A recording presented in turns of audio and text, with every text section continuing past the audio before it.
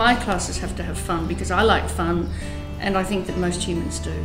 And it's such hard work being a learner in a foreign language, being forced to sit, for hours on end, and that's not a lifestyle that they're used to. They're not used to having to sit and listen, and they're listening in a foreign language, and it's really hard work. So we've got to break it up and give people a bit of kinetic energy and a bit of light relief.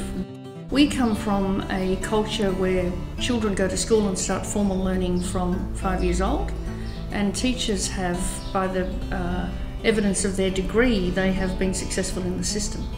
And so we understand and have a cultural background about formal learning, and so it's difficult for us to, it has been difficult for me very often to put myself in the mind of the learner who doesn't have that cultural way of approaching learning, and their learning is thought of in different ways.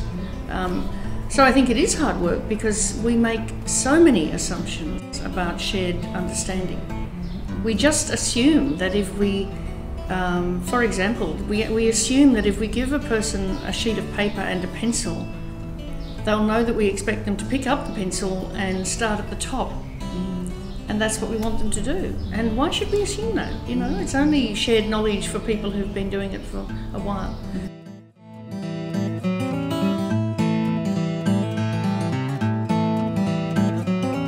I think really good educators always think about all of the skills. In our culture, which is the dominant one, writing and reading are considered more formal and possibly more important. And so it's about perhaps levelling all of the skills. Speaking and listening are just as important.